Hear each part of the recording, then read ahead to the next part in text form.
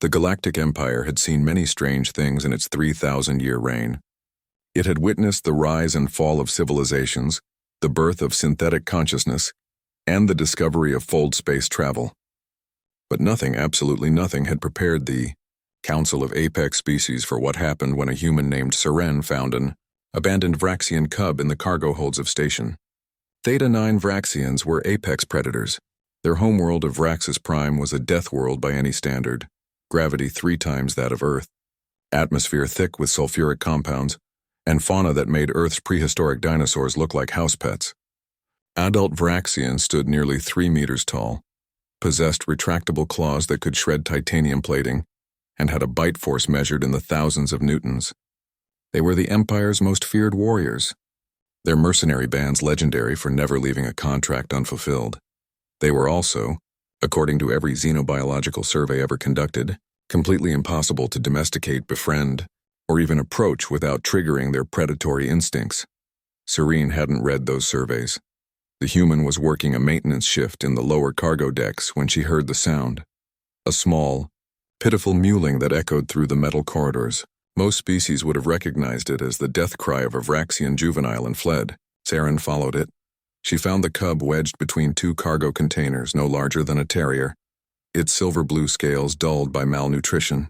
Its eyes, 6 of them arranged in 2 rows, flickered with bioluminescence as it tried to make itself appear threatening. The display would have been adorable if not for the very real claws and the 3 rows of needle-sharp teeth. "Hey there, little one," Seren had whispered, crouching down. She extended her hand slowly, palm up in a gesture that had no meaning in Vraxian culture but was instinctive to humans. "You're all alone, aren't you?" The cub, later named Corin, had hissed and snapped at her. Seren didn't flinch. She simply sat there, speaking softly, until the cub's energy faded and hunger overrode fear. When she offered a protein bar from her ration pack, Corin devoured it in 3 bites. That should have been the end of it. Seren should have reported the cub to station security. The Vraxian Empire should have been contacted.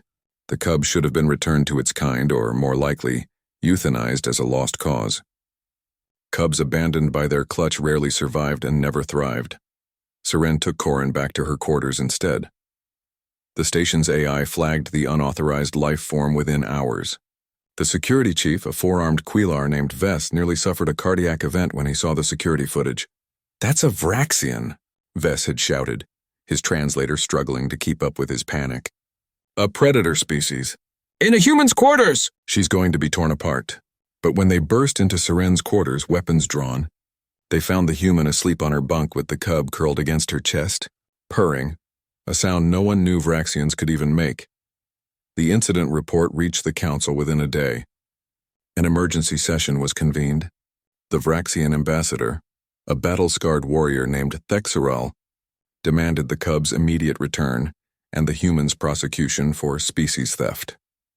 The human representative calmly presented Seren's case. The cub had been abandoned, was dying, and Seren had saved its life. "Vraxians do not bond," Thexeral had growled, his translated words dripping with contempt. "We do not form attachments. That cub will kill the human the moment its instincts mature." "Perhaps," the human ambassador replied. "You should ask Seren about that." They brought Seren before the council via holographic link. She stood in her quarters with Corin, now the size of a large dog after 3 months of care, sitting calmly beside her, one of its 6 eyes always tracking her movements. "Tell the council," the human ambassador prompted, "what you've observed about Corin's behavior." Seren had shrugged, scratching behind Corin's auditory slits in a way that made the cub's tail thump against the floor. "Corin's loyal, protective, playful. Yeah, she's got instincts, hunting instincts, territorial instincts, but so do Earth dogs, and we've lived alongside them for thousands of years. She just needed someone to show her she mattered." The Vraxian ambassador's mandibles clicked in disbelief. "Impossible. Vraxians are solitary. We raise our young in clutches for survival efficiency. Nothing more. There is no affection." "Maybe that's the problem," Seren said quietly. Corin pressed closer to her leg, a low protective rumble emanating from her chest. The council argued for weeks. Xenobiologists were brought in, behavioral specialists. Even a Vraxian clutch mother was consulted, though she refused to believe the reports. But the evidence was undeniable. Corin had bonded with Seren in a way that contradicted every piece of data the Empire had on Vraxian psychology. In the end, they allowed Seren to keep Corin, but only under strict observation. It was meant to be a temporary arrangement until the inevitable tragedy occurred. That was 5 years ago. Now, Corin stood at full adult height, a magnificent specimen of Vraxian evolution. Her scales had deepened to a rich cobalt, her claws were honed and deadly, and her bioluminescent eyes could shift from gentle amber to predatory crimson in an instant. She had every physical capability to kill 100 humans without breaking stride. Instead, she walked beside Seren through the corridors of Station Theta 9, her massive form causing other species to scatter. She slept across the foot of Seren's bed. She brought Seren gifts, usually station rats, once a stolen plasma torch, and made that impossible purring sound whenever Seren scratched her favorite spot. The Empire still murmured about it in academic halls and military briefings. Studies were commissioned. Theories were proposed and discarded. The Vraxian government remained officially skeptical, but Seren noticed more Vraxian ships docking at Theta 9, their crews watching Corin with expressions that might have been wonder.